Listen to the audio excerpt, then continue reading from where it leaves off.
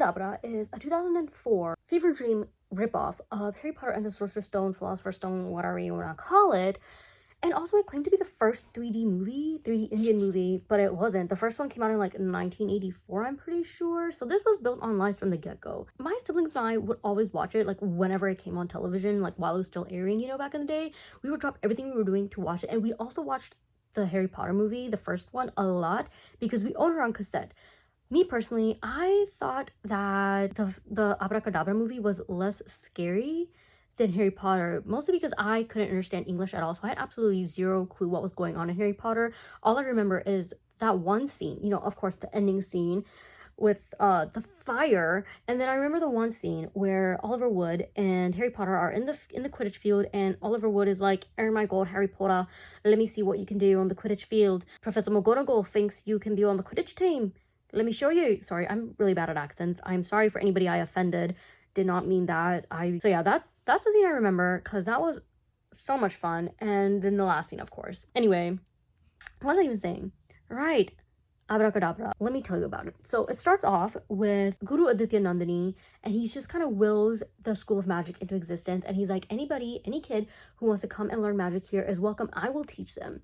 And then we cut to another character named Bijli, and she wants to rule the world using magic. So she goes to her little talking mirror, which I personally think is magic in and of itself, but like, what do I know? What do I know? I have neither magic nor a talking mirror. The talking mirror tells Bijli, is like, there's this dude named Aditya Nandini. He's a guru, and go to him, he can teach you magic. She's like, gotcha.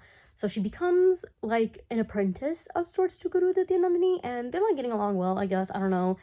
But then we cut time, and Guru Aditya Nandini, he's like growing older, and he's like, well, I'm about to die. I need to do something with this magic. So he manifests it into this magic wand, which is like the wand of all wands, right? It's like the ultimate wand. I would say, to comparison, this is like the Elder Wand, except I don't really know the timeline of when the Elder Wand was introduced in the Harry Potter world, the books, the movies, whatever, off the top of my head. So I'm not saying it was based off the Elder Wand, nor am I saying the Elder Wand was based off of Guru Aditya Nandini's wand.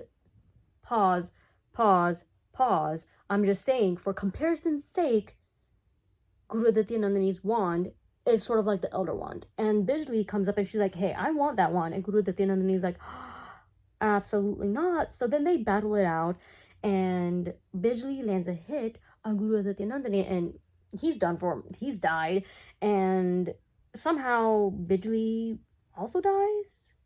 We don't really see her getting hit by anything, but she's also dead. She's done for, she's gone. But Guru Aditya Nandini, he's dead, but his soul is still like kind of, what's it called, locked into this cave where he was practicing magic and where he like created this wand. I'm not quite sure why he was living in this cave when he was also teaching kids magic. Like, I don't know how that worked, but whatever. This world building you'll learn is actually insane and makes no sense. So it's better if you just don't think too much into it.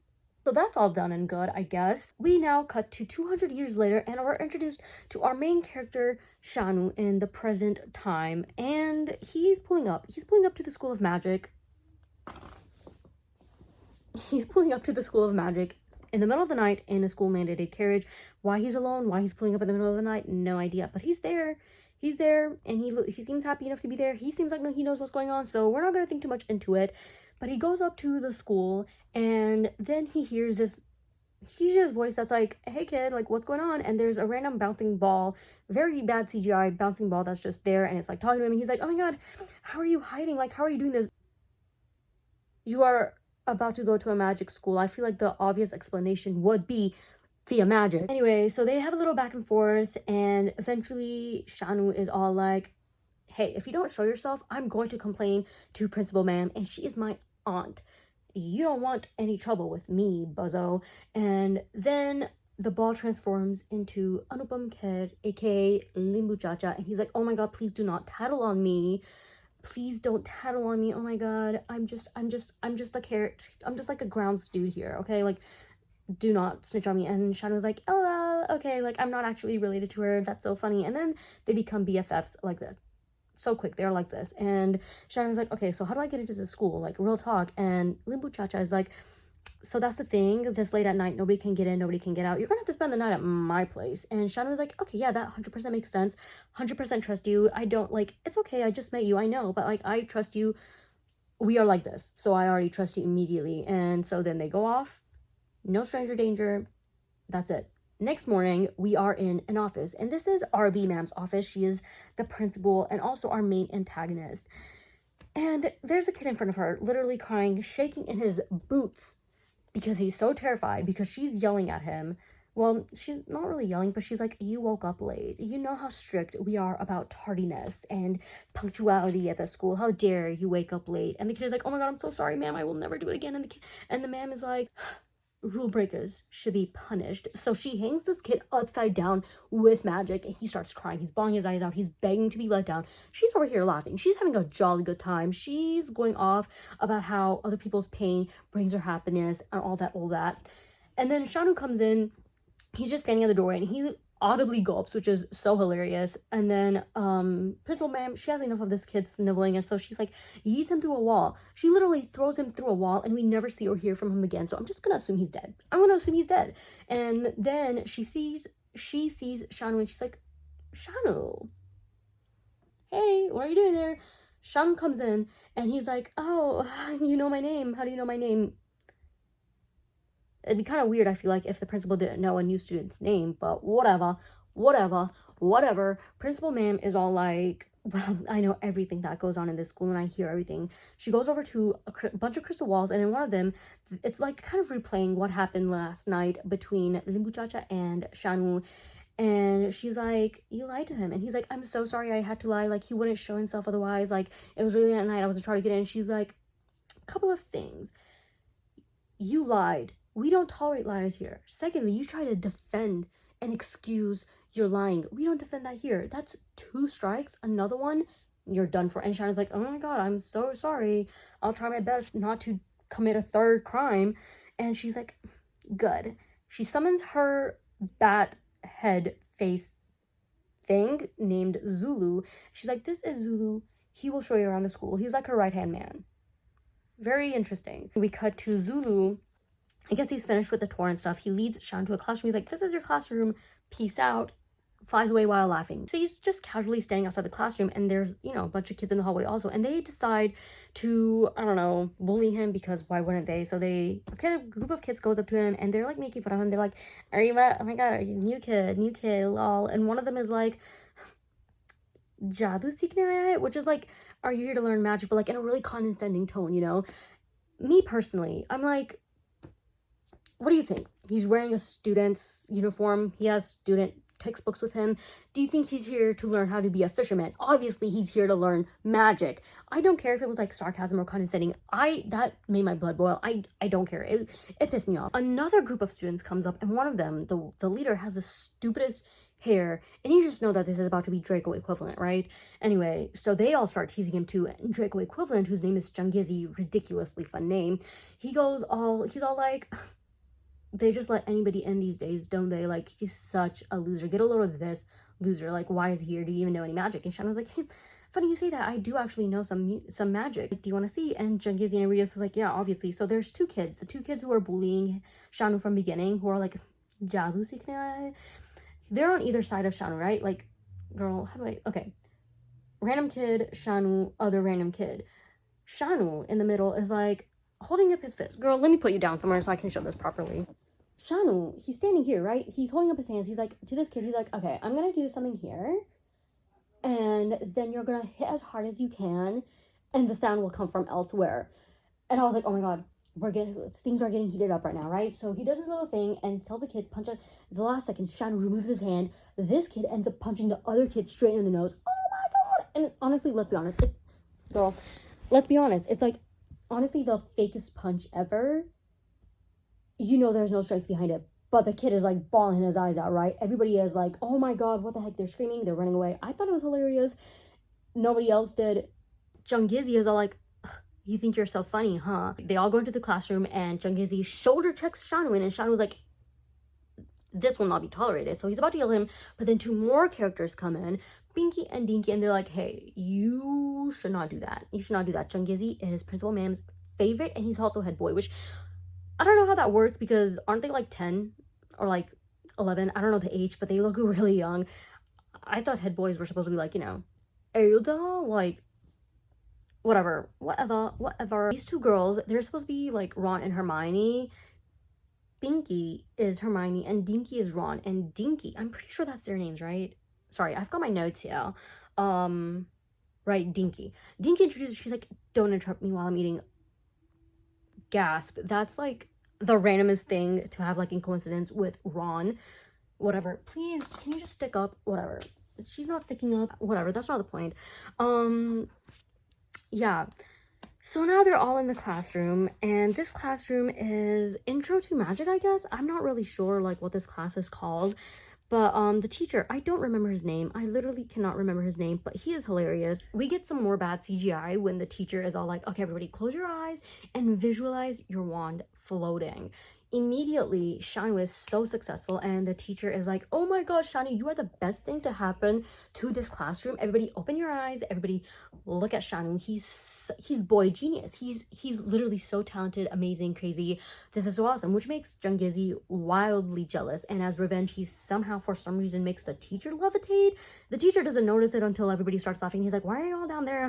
He's like, oh my god, bring me down this instant, as if he is not the teacher and couldn't bring himself down. Anyway, he manages to bring himself down. He's like, Jungizi, we do not play games in this classroom. This is a learning environment. Please be serious. And he's like, whatever. Let's get back to business. So he's like, close your eyes, everyone. We're going to draw now. Color your imagination. And so this basically means that they're going to close their eyes and they're going to summon markers, paints, crayons, all that from this huge projection screen that's behind the teacher.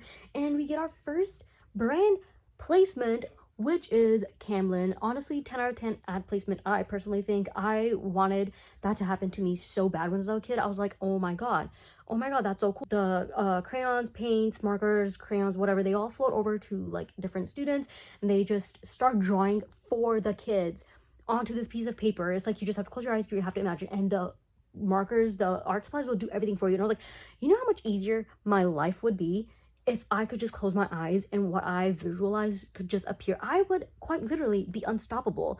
Why can that not be real? Why can't I just close my eyes and whatever I imagine just be colored, created, painted for me? Once again, Shanu is praised by the teacher. He like draws this pretty basic looking horse, in my opinion. Of course, it's better than anything I could do, but you know, if I had the power to just imagine it, then I could do better. That's what I'm saying. But like by hand, obviously not. But like Shano didn't do it by hand either, you know, like he had to visualize it and the crayons did it for him.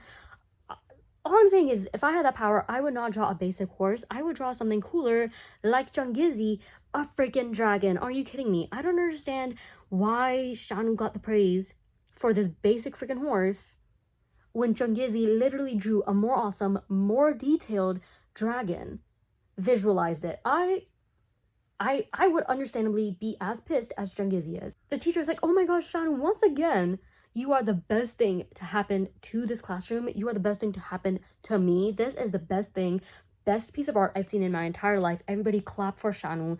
Everybody stop and stare. Stop whatever you're doing. Look at Shanu. You will never be as good as him. Basically is what he says. Maybe not in those exact terms, but that was the energy. That was the energy. So Jungizi, understandably pissed. I would also be. I am actually also pissed for Jungizi. I know, he's supposed to be the villain. Why, if he's a villain, why are you making him be so good at visualizing art more than shop? The class is dismissed, and then I guess it's like free period or something, so they're all in the courtyard, and Jungizi is pressed enough about this to get his little gang of people and corner Shanu, Pinky, and Dinky and start pelting them with paint balloons. Oh my god. And Libu Chacha and the teacher whose class they just got out from, of course, I don't know, they're just hanging out in the courtyard and they're like, oh my god, how dare he do that to Shanu? So they use magic and suddenly Shanu is like, you know, in the lead. I don't know, like he pulls himself, Shanu, Pinky, and Dinky, they pull themselves together, they collect themselves, and they throw back the paint balloons. I don't know. And then there's a song number. And it's pretty catchy. I watched this movie like 2 months ago. Randomly, I just think about this. The song ends. They're going to lunch, I'm pretty sure. Let me check my handy dandy note. Oh, right. Oh my god, I totally forgot about this bit. So after the song ends, they're off to flying classes. Oh my god. Archana Singh is the flying teacher. I think her name is Teacher Suzanne. I think so. Anyway, so she's the flying instructor, and they have magic carpets because why not? They have magic carpets. Why not? Why not? And she's like, can anybody give me the benefits of flying? And of course, we cannot miss a chance to make Jungizi look bad because, you have to remember that he's the evil kid. Even though he can draw better than Shanu, he is evil. He's just like, we can fly up and we can catch birds and pigeons. And the teacher's like, why would you ever say that? That is literally the most awful thing you could ever say, Jungizi. How dare you? She's like, I can't even speak to you right now. The whole class, everybody stopped and stared and boo him. And then Shanu was like, I have something else. And she's like, yes, Shanu. He's like, well, we can fly to the birds who are in the air and they are hurt and they cannot fly in the air and we can help them. Teacher Suzanne is like, oh my god, Shanu, you are literally the sweetest person to ever grace this school. You are so smart, so genius, like, oh my god, Shanu, you're the best. My question is, how are you going to fly to the birds in the air? How are the birds in the air if they are hurt and they cannot fly? How are they in the air? How are they? But let me tell. I'm a little bit confused here. I know I keep saying to not think too much into the world building, but this I just cannot get out of my mind. How is Jungizi already like Principal Ma'am's favorite student, enough to be head boy, enough that nobody wants to pick a fight with him? Everybody's yelling, everyone's bagging on what's his face, Shanu, for being the new kid. They're all making fun of him for being the new kid, but they're all also learning the same thing at the same time. Like, what's the purpose? Like, why are they all just now learning how to like use wands, learning how to visualize their imagination and to like manifest their imagination into like onto paper? How are they all learning just now how to fly? Like, why could you just not make Shanu start the school year at the same time at the same time as everybody else? What was the purpose of him joining in the middle of the year if everybody else was also going to be on the same level as him and make everybody like make fun of him for being the new kid when they're all also learning the same thing he is? Like, that just made no sense to me. Anyway, so Teacher Suzanne dismisses them for lunch, and Jungizi in the lunchroom steals Shanu's seat. And this is a big deal. I don't know. This just turns into a big deal. Because Pinky Dinky and Shanu always sit there, and Shanu's like, but Jungizi, there are so many other seats open here. Like, why can't you sit there? Why can't you sit in another seat? Literally, there are so many seats open, as you've just said. Why does Jungizi have to move? Like, I don't get it. Like, you're just standing here arguing for so much for nothing over a seat. Oh my god. And Jungizi is like, your name's not written on it. And Shanu is like, well, I sit there every day. And Jungizi is like, well, if I went and sat outside the Taj Mahal to eat lunch every day, does that automatically make the Taj Mahal mine? Wow, what a comeback. What a comeback. He either says if I sit in front of the Taj Mahal and eat lunch every day, or he says somebody else. I don't really know. Again, I watched this a few months ago, okay? The dialogue is just not sticking in here all the way. I'm just telling you the main points that I remember. Sorry for any inaccuracies. I'm just telling you right now, they're not going to be accurate all the way, but like the general gist of what I'm saying is kind of, the energy is there. The general plot is there, okay? Do not be all like, well, he didn't say that word for word. I will eat your kneecaps. Eventually, headmistress shows up for lunch and she's like, I've heard that a couple of you children have been making a nuisance of yourself. I will give you to the count of 3 to show yourself. So then she starts counting. Her head extends from her neck.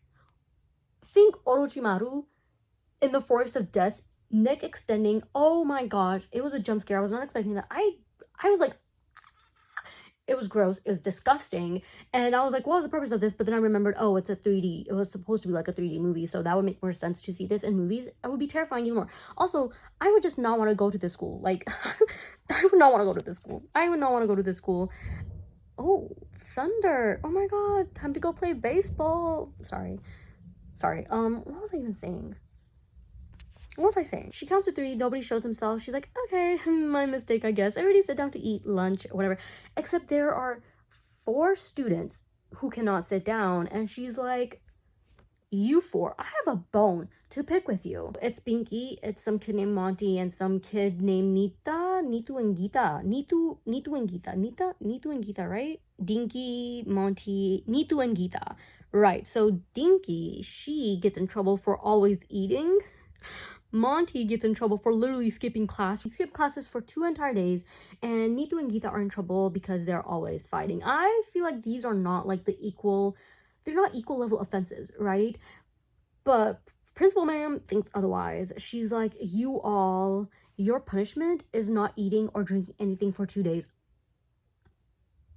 None of those offenses, I feel like, are enough to deserve not being able to eat or drink for 2 days straight. Are you kidding me? Like I said, I would hate to be in this school. Anyway, lunch is over. Dinky immediately somehow has a packet of crackers, Parle-G crackers in her hands, and everybody's like, oh my god, Dinky, you're so silly. Like, weren't you just yelled at for eating all the time? And she's like, you can't blame me. And then Jungezi corners Shanu again, and he's like, you think you're so smart. You're acting so over smart these days. Beat him up. 2 of his lackeys grab Shanu by the arms and literally start punching him in the stomach. And Shanu's like, oh my god, somebody help me. Dinky throws a Parle-G biscuit directly into his mouth, lands perfectly, and immediately he has strength to just like yank, throw the other two off of him, and everybody runs away because they're like, oh my god, that's so scary. Ad placement, 10 out of 10. Love Parle-G biscuit. And then time skip. It's nighttime. Shanu is trying to sleep. He's twisting and turning. He cannot sleep. And we are taken into a flashback. His parents are getting ready for a picnic. And his mom is telling his dad, she's like, do you know when we'll be done with this picnic? Like, we still have so much housework to do. You still need to prepare for your huge show tomorrow, and I need to get Shanu to get his homework done. And her husband, his dad, breaks into a song about how life is good, everything can wait until tomorrow because they're all happy, cute, and together. Doesn't solve any problems. I'm like, if you have magic, could you not have just snapped and gotten everything done before you leave? Whatever. Song, right? The song happens, the song ends. It is now the next day. We learn that the big show was that Rahul, it is going to be thundering outside. I hope I can finish recording this. I've got a while to go. Shanu's dad, his name is Rahul, by the way. I don't think we ever learned his mom's name. No idea. Anyway, so Rahul, we learn, is a magician. He's like Houdini level magician, right? He has all these shows. Everybody comes to watch him. He earns, this is how he like earns money, right? His big show the following day is that he is going to lock himself in a trunk, throw himself in the middle of the ocean, and like escape within 3 minutes or less. And everybody's like, oh my god, world record would be broken. This is so cool. This is amazing. There's a huge crowd. They're all there to watch. Spoiler alert, he does not escape in 3 minutes or less. As they're about to send the trunk into the middle of the water, the camera pans randomly to these random people who are just standing off to the side looking all suspicious, wearing black. One of the characters is Razak Khan. If you watch Bollywood, you know, he shows up in movies. He used to show up in a lot of movies. And if you don't watch Bollywood, he's like an actor. Obviously, he played a lot of like funny characters, right? Funny characters, comedic villain, etc., etc. So he's there. The camera pans to them, and you're like, okay, that was random, because then they're not shown again in this scene. So obviously, oh my god, please, Rahul doesn't make it in 3 minutes or less. He never makes it, so he's presumed dead. And instead of being like, oh my god, this is so sad that this dude literally died right now, his kid and his wife are here, this is so sad that they had to see this, instead of being like all sympathetic and stuff, everybody's like, get a load of this guy. What a loser. What a fraud. He sucks. As if he doesn't do this for a career. As if you all didn't literally pay and come to watch him because you know that he's good at this stuff.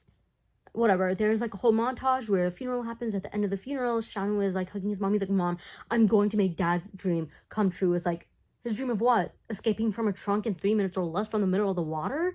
You apparently cannot even do your homework by yourself. Shanu's mom asks her husband's best friend, Shanu's mom asks her husband's best friend if he can help her look for a job because, you know, now she needs to work so she can keep herself and Shanu afloat because her husband can't. What is his name? Dilbag Chacha, that is Rahul's best friend, aka Dil Chacha. He's like, okay, I can help you. Let me try and help you. He introduces them to Johnny Lover's character, and he's like, his daughter needs a governess, and you can be, you can, like, Shanu's mom can be the governess. And so they're talking it out. This random dude randomly comes in, he's crying, he's wearing a helmet, he hides behind Johnny Lover's character, and he's like, please save me, help me. This girl, she comes running in behind. She is spoiled, she is mean, she is kind of like the Dudley Dursley. She is Dudley here, right? And she's trying to hit this dude. She's trying to hit this dude with a rock. And this dude is like, please help me, save me, like, I can't do this anymore. And Shanu's like, bad manners, Tina, you can't hit people, because Tina is her name. And Tina's like, excuse me? Who are you? Which, you know what? Fair enough. I'd also be pissed if some random kid came into my house and told me I have bad manners. Like, does Shanu have a point that you shouldn't be hitting people with rocks? Yes. But also, hashtag not my Harry Potter. Tina finds a random ad laying around courtesy of Parle G, and this is like a Charlie and the Chocolate Factory kind of trope happening here. Basically, there's golden wrappers in not golden, they call them diamond wrappers. There's 3 diamond wrappers in three Parle G packets have diamond wrappers in them, and whichever kid manages to pull one of these gets a free scholarship to any school of their choice. Whichever school it is, they get a free scholarship. They get a scholarship to that school, and also 5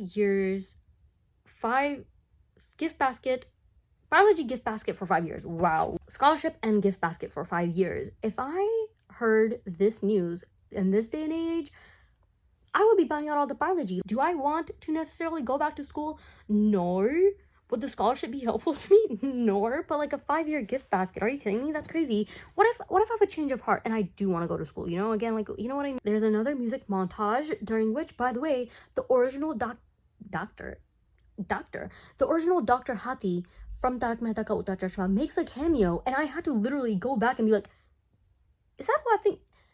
I know this came out before Tarak Mehta Ka Ulta Chashma, but like, that was still crazy. That was still a crazy crossover of my universes, of my worlds crossing over. That was crazy. Anyway, during this music montage, Shanu finds the last diamond wrapper on his birthday. Oh my god, the parallels here, so crazy. So there's a little bit of a time skip, and now we're doing the award handout where the kids receive their, scholarships, their awards, and it's like a brand collaboration. It's like a collaborative giveaway with Camlin and Barley the biscuits, and Camlin the what's it called, stationery. This is the placement from before where they close your eyes and the Camlin products draw stuff, whatever. And the thing about this is, while Shanu is accepting his award, you can also see Shanu in the audience clapping, sitting beside his mom, clapping his hands as Shanu receives an award on stage. Like, you don't even need to go to magic school. You don't even need to go to magic school to like learn magic. Like, you've already got it done. You've already got a solid grasp of it. This is amazing. This is great. Backstage, Shanu is telling the judges that he wants to go to Abracadabra School of Magic, and his mom starts crying, which makes no sense because I thought she knew he wanted to learn magic after his whole "Mom, I'm going to complete Dad's dream." Apparently not. Shanu, king of gaslighting, starts gaslighting her like crazy. He's like, "Mom, do you want me to be known as the son of a failure, the son of a fraud? That's what people call me. I need to do this." And she's like, "Oh my god, okay." So that's our backstory of how he got admitted to School of Magic, but that doesn't explain how he showed up in the middle of the night all by himself in the middle of the school year. That doesn't explain. Anyway, whatever. Cut back to present time. Limbu Chacha's lair. He is creating the most annoying little Casper sperm cell looking thing, which goes by the name Choo Choo, and it always goes choo choo, choo choo, choo choo, choo choo. It's so annoying. Anyway, Choo Choo is created, and I'm pretty sure randomly this is when Chutkan Gang, they call themselves the Chutkan Gang. Oop. That song suddenly makes so much sense now. Oh my god. That was a song during the paintball fight. Whatever. Chutkan Gang, which is what Pinky Dinky Shanu are apparently called, they show up to Limbu Chacha's lair, sweating and panting. We have no idea how this development happened, how Shanu came to this conclusion, but he's like, "Did you know Rahul Singh? We find out that Limbu Chacha and Rahul Singh were like this. They were BFFs who went to school together, went to Abracadabra School of Magic together. They even taught together for a while. And Shan was like, yo, that's crazy because this dude, Rahul Singh, was my dad. That's so crazy. Oh my god. Before more things can happen, Choo Choo incessantly starts choo-chooing around, and Limu Chacha understands him perfectly and is like, oh my god, the headmistress is approaching. Like, you all have to hide. You all have to hide. He gives them invisibility pills, which is like just a capsule that they put in their mouth and they'll be invisible. The kids watch Arby going into the forest, and Shanu is all like, oh my god, that's our headmistress. We have to help her. Like, what if something happens? Be so serious right now. Pull yourself together, Shanu. She is the headmistress. She is the headmistress. You have been at the school for like what, a week, 2 weeks, something like that. I don't know. What are you going to do? What are you going to do to defend her? Like, if anything, you're going to be like more of a hassle, right? Like, if something happens, you are going to be a distraction, if anything. What do you think? Anyway, so they follow her into the forest, which is really bad CGI again. You have to keep in mind that this was meant to be a 3D movie, but like the CGI is still so bad either way. They follow her into this weird cave thing, and hold on. In this secret lair cave thing, we learn that Shanu's dad, Rahul, is actually alive, and that RB, to everyone's surprise for some reason, is actually evil. I mean, she was only throwing kids through walls, punishing kids by not letting them eat or drink anything for 2 days, and monologuing about how everybody else's suffering brings her happiness. Surprise, she's evil. She and what's his face, Rahul, banter a little bit while the kids are off to the side, and Pinky is like trying to keep what's the kid's name, Shanu, from yelling. So she has her mouth she has her hand like that, and so, you know, because like, Shanu, keep your mouth shut, right? And so Rahul and Arby are bantering a little bit, and the reason she's keeping him prisoner is because she wants him to make her Amar Sanjeevani, which is like a potion that will make her immortal forever, and she wants to use this to rule the world. They get to bantering, and Rahul is all like, how about you try being a decent woman instead of selfish ones? And Arby is like, gasp, I will show you, decent woman, how dare you? And so to prove that she is a decent woman, she somehow tries to seduce him via song. Like, she transforms them both into, I don't know, there's a transformation happening, right? So she transforms, she's wearing different clothes now. Rahul is wearing different clothes now as well. His injuries are cleared up and everything, and they break out into a song, dance number, all that happening. Meanwhile, the kids are just standing there like, she controls Rahul. She has Rahul under control, like mind control somehow. Like, she controls him into dancing with her. But first of all, it's like, if you, can I lean here? Okay. First, girl. Okay, I don't think I can. All right. So, like, the thing is. Okay. That's how we're gonna be. The thing is, okay. Sorry. Let me get comfortable. The thing is, she can control him into dancing with her. Why can't she just not control him into making Amar Sanjeevani with her? Why she can control him into dancing with her? Why can't she not just control him into making Amar Sanjeevani for her? Anyway, so song ends, and they're let's see. The end of the song, Rahul and Arby are hugging and squiggling around, and there's a random portrait of Guru Aditya Nandini there, and he's just kind of glaring them down. And lasers shoot out of his eyes and towards Rahul, and Rahul is snapped out of whatever spell Arby had him under, and so he pushes her away. Arby is like, oh my god, how dare, because she thinks that Rahul broke out of the spell himself, and Rahul is like, yep, 100% did that by myself because you suck, you are a snake, and not to mention a loser. Banter a little bit, and Arby calls herself Death, and Rahul is like, that's so funny that you're calling yourself Death when that's the one thing you're afraid of, lol, that's so hilarious. And Arby is like, that is enough out of you. Throws him back with some sort of spell, and builds a cage around him, a bird cage. Shanu decides that now is the perfect time to act up and start struggling against Pinky's hold on him, and yells out. And now Arby is aware that there's somebody else in the little secret lair with them. The 3 kids, they sneak out of the lair before Arby can see them, and Arby is like, oh my god, I've got to get out of here. So she leaves. She's back in her little rooms. She's back in her little chambers, and she's talking to the magic mirror from earlier that Bidgley was talking about. The mirror starts laughing at her. And is like, your end is near and you're going to die in a way that nobody can ever imagine. And Arby is like, oh my god, as if. So then she creates like a Horcrux. Basically, she like, girl, please. She creates a Horcrux where she puts her life force into this weird CGI robot bird thing. And then the next day, Arby decides to make everybody play a game that's sort of like Quidditch, except there's a flag and they're all on carpets. And her rule is the winning team can kick out anybody in this entire school who they want.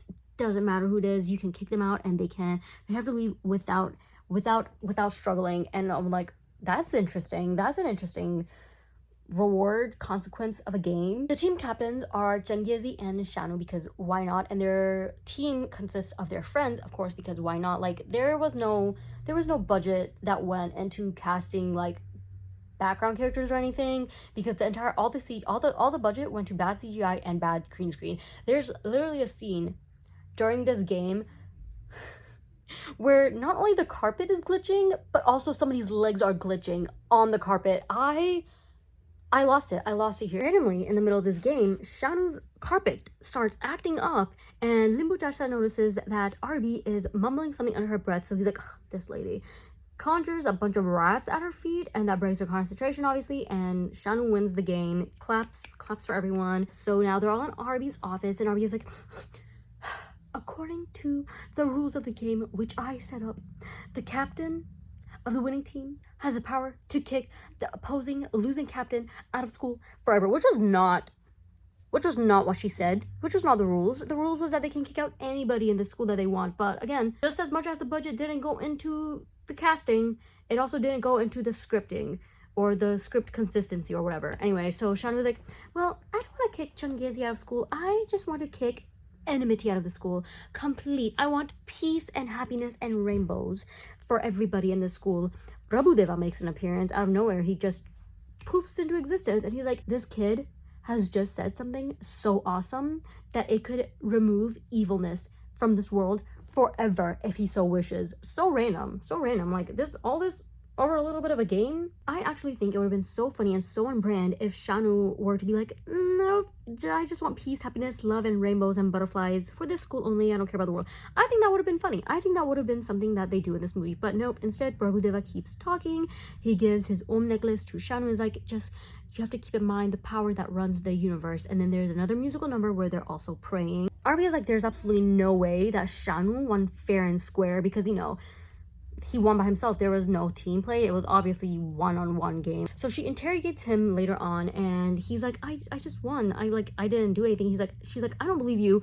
You're going to jail. She locks him in the dungeon for 24 hours, which is crazy. Limbu Chacha, he visits Shanu in jail, and he's like, what's up? Like, what's going on here? And Shanu was like, that doesn't matter. What I need you to know that my dad is alive, and Arby is keeping him captive. And Limbu Chacha's like, oh my gosh, I cannot believe. And that's when Shanu learns all about like the little backstory that Limbu Chacha has with Rahul. And Limbu Chacha's like, yeah, Rahul and I used to be professors at this school. He created Amar Sanjeevani, but he kind of quit because Arby was like, you and me, we can rule this world together, like, with my beauty and power and your genius. And Rahul was like, ew, as if.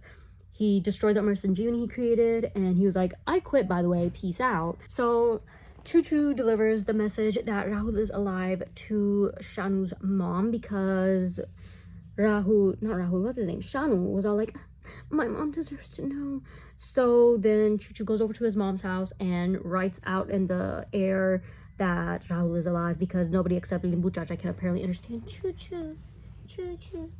Choo Choo. Now, Dilbag Chacha, who, if you remember, is Rahul's best friend, decides he's going to go to Aabra Kadabra and pose as a teacher to help free Rahul and bring him back. He shows up and he's like, I'm looking for a job. And Arby is like, well, I don't know, can you do hypnosis? And he's like, yeah, I totally can. And it's like the next day or a few days later, I don't know, Shanu's out of jail. Sorry, that's so weird. Shanu was in jail for cheating. So Rahul, Pinky, Dinky, they see that Dil Chacha is going to Arby's office, so they're spying, and he hears Dil Chacha being like, yeah, I can totally do hypnosis, lol. So they shove Dinky into the room and they're like, help him get a job. Fake hypnosis that somehow convinces Arby to hire Dil Chacha, and you know, no background checks necessary, no nothing.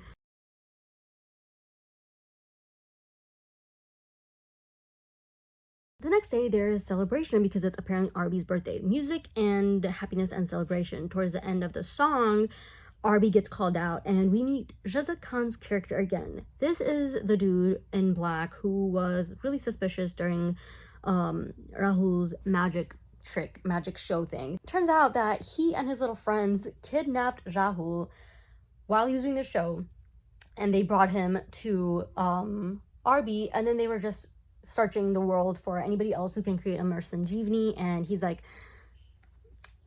Rahul's your best bet because nobody else can do that. So he couldn't find anybody else, but he does happen to see Shanu's face in a crystal ball that's in Arby's room, and he's like, hey, that's Rahul's son.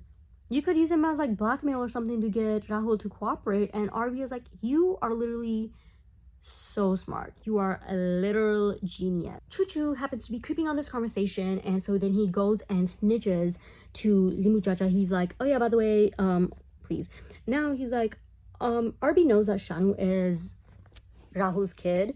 So, Dil Chacha, Limbu Chacha, the teacher whose name I cannot remember, and teacher Suzanne they get together, they get Pinky, Dinky, and Shanu, and they're like telling them about Guru Aditya Nandini. They're like, you need to get this wand. This wand is the greatest wand. This is the best wand to ever wand. If you want your dad back, if you want to defeat Arby, this is like the only chance you'll get with this wand. And then this is also where we learn that Arby is a descendant of Bijli, the woman who killed Guru Aditya Nandini and also wanted to rule over the world. That's crazy. And they're like, yeah, we would go, but there's only 3 invisibility tablets and the kids have them. So the kids are like, yeah, we'll do it. We'll do it. So then they go through another forest that has even worse CGI than the first one that they went through, and then they get to the cave with Guru Aditya Nandini's soul. The magic wand itself is easy to find. It's like kind of just floating there in the middle of the cave, and as they try to grab it, they can't, and the floor becomes all wobbly and stuff. And Guru Aditya Nandini's soul appears and is like, you want the wand, you have to answer my 3 questions properly. And Dinky, she's all like, excuse you, we do not have a time for an oral test. We literally have to save the world.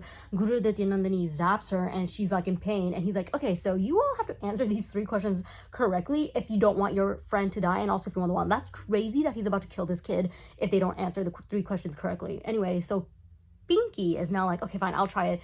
She also gets it wrong. So now he's looking at Shanu and he's like, kid, you need to answer these 3 questions correctly if you want your friends to live and also if you want this wand. Shanu, main character, answers the questions correctly, gets the wand, and Guru Aditya Nandini is like, by the way, you are my great so many greats grandson. You are about to kill your grandson? You're about to kill your grandson's friends? That's crazy. Now they're on their way out, and as they're going through the forest, the teacher whose name I cannot remember, he shows up and he's like, oh my god, Shanu, you got the wand. That's so crazy. That's so good. If you are watching this movie, your little alarms in your head are going off. You're like, why is this dude here alone in the middle of the forest? Anyway, he's like, let me see this wand. And then he's like, oh my, this wand is so cool. Okay, girls, you head back to the castle. Shanu and I will take it from here. And the girls are like, oh, no, but we want to help. And they're like, this is not a fight for you girls, okay? This is Shanu's business and I will help him. And the girls are like, okay, makes sense. Except when they're in the school now, they run into the teachers, including the teachers whose name I cannot pronounce, and they're like, if you're here, who's over there with Shanu? And they're like, oh my god, it is Arby transformed as the teacher whose name Shanu doesn't question why this teacher knows where Arby's secret lair is. He just follows, and then they're into the cave, and they're all locked in there now. And what's her name? Arby transforms back into herself. Rahul sees Shanu. He's like, oh my god, hey son, that's my son. And Arby is like, if you do not make Amar Sanjeevani, I'm going to kill your son. So her hand, she transforms into a snake and she bites and poisons Shanu through this poison bite. So now he's immediately foaming at the mouth. He's like convulsing on the ground over there, and Rahul is like, oh my god, fine, I'll make Amar Sanjeevani for you. On the other hand, Teacher Suzanne is like, oh my god, like, how about we all get onto magic carpets and fly over the forest so that the forest does not literally kill us before we get there. So that's what they're doing, and outside the cave, they are confronted by Reza Khan and his little gang of, we're gonna call them Death Eaters, because I guess that's the equivalent here, except they're all T-posing. I kid you not. Hold on. They're all T-posing. They're all T-posing. The entire time, they're just standing there in a T-pose. They're running in a T-pose. They're fighting in a T-pose. What's up with the T-pose? I don't know. It's a little bit of a mess here because we're switching point of views so fast. But hold on. Rahul starts creating Amar Sanjeevani because he's like, my kid's about to die if I don't. While he's creating Amar Sanjeevani, RB is kind of distracted with her robot CGI bird, and she's like cooing over it and everything. Rahul sees that she's distracted, and he like zaps some magic over to Shanu and saves him. Like, I don't know where the foam disappears, but he's saved now. For some reason, Rahul continues to make Amar Sanjeevani, and once it's completed, he's so shocked when RB snatches it immediately and locks him back in a cage. Have you learned nothing? She's about to give the Amar Sanjeevani to her her CGI robot bird. She's about to give the Amar Sanjeevani to her robot bird. Shanu summons the magic wand that she just leaves laying around. She summons it, transforms it into a whip, and then uses the whip to snatch the Amar Sanjeevani bottle out of RB's hand, and then he runs off. And there's a fight between RB and Shanu, except Shanu is literally running for his life while RB is trying to blow him up. As he's running, the Amar Sanjeevani kind of like goes flying from his hand, and you're like, oh my god, except Choo Choo comes out of absolutely nowhere, saves it, and starts flying around with it, and Zulu chases after. They focus on this for a ridiculous amount of time. While this is happening, Shanu throws the magic wand toward Rahul, who's like, locked up in the cage. Rahul uses it to escape. Zulu somehow lands a hit on Choo Choo, so Choo Choo's down for the count, and Shanu is like laying over him. Shanu has the Amar Sanjeevani in his hand again, by the way. I have no idea how, but he's leaning over Choo Choo, and he's like, Choo Choo, Choo Choo, girl, you have Amar Sanjeevani in your hands. If you don't use some common sense. RB comes up behind Shanu, snatches it from his hand, and at this point I'm like, maybe she should just win. Maybe she should just win, because these people, these good guys, have no common sense. Rahul has laughably fast defeated all the knights that I forgot to mention, my bad, that the knights that RB brought to life after he escaped from his little cage using the magic wand. He beat them laughably fast. And now that RB has Amar Sanjeevani in her hand, she and Rahul are like beating each other up, and Amar Sanjeevani gets somehow kicked out of RB's hand and goes conveniently flying and spills all around where Choo Choo is still like, just dying, and Shanu's all like, oh my god, Choo Choo, oh my god, Choo Choo.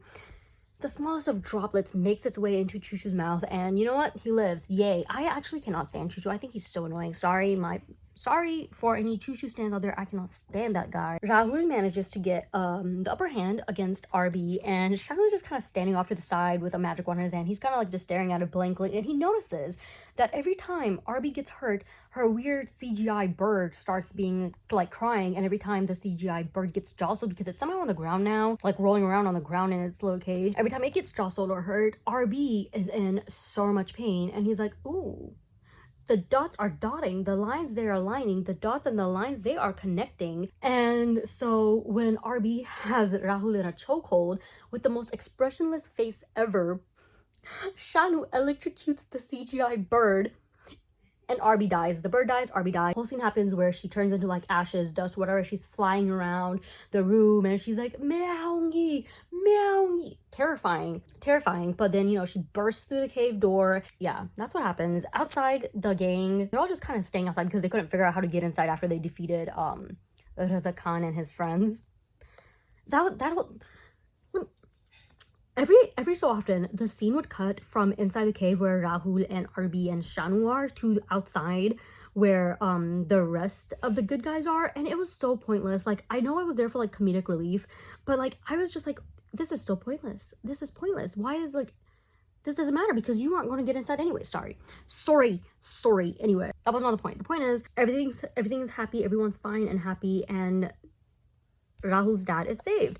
We now cut to the next scene, which is everybody's celebrating. Now Arby's gone, and now Limbu Chacha is somehow made the principal of the school. I don't know how that happens. Like, 1 second he was just like a random groundskeeper, and now he's the principal. I don't know. That happened. And Shanu is leaving school. He's leaving the school. that doesn't make sense. His mom is there, his dad is there, they're all just like hanging out together. He's like, why does he need to leave school? Like, what, his dad is back now so he can't learn magic anymore just because he can, just because he wants to, because he has friends there? Everybody's like, oh my gosh, Anu will miss you, and Shannon's like, yeah, I'll miss you too. Why can't you not just stay? Like, that doesn't make sense, right? Like, why can't you not just stay? Shannon goes up to Limbuchach and he's like, this magic wand I think belongs to you now as like the principal of the school. And Limbuchach is like, oh my god, that's so cool. Places it on his desk and they go out to join the celebrations. The wand disappears. I don't know, I guess it's gone back to the cave until it's needed again or something. I don't know. So the movie is now over, and I personally think the best part is at the end where there's this cartoon plank in neon green. It's written, wait for part 2 in Comic Sans. And you know what? It's been 20 years. It's been 20 years. I'm still waiting. Do I think it's gonna happen? No. But I feel like if they committed to one movie, they should have just committed to the bit and done all 8 ripoffs. I would have sat through them. I would have sat through them. I would have sat through them. I think that would have been fun. Let me prop you up here. Please cooperate. Okay, thank you. Hi. So that was it. That was Abracadabra, School of Magic, Bollywood ripoff of the first Harry Potter movie. How do we feel? What do we think? How do we feel about it? Was it bad? Yes. Did I still enjoy it? Yes. It's so fun and silly. I don't think I could ever hate it. I have so much nostalgia and good memories associated with that movie. Can I admit that it's bad? Yes, but I'm not going to hate it. If it comes up, am I going to watch it? Yeah. Yeah, I'll watch it. But yeah, let me know what you thought. Bye.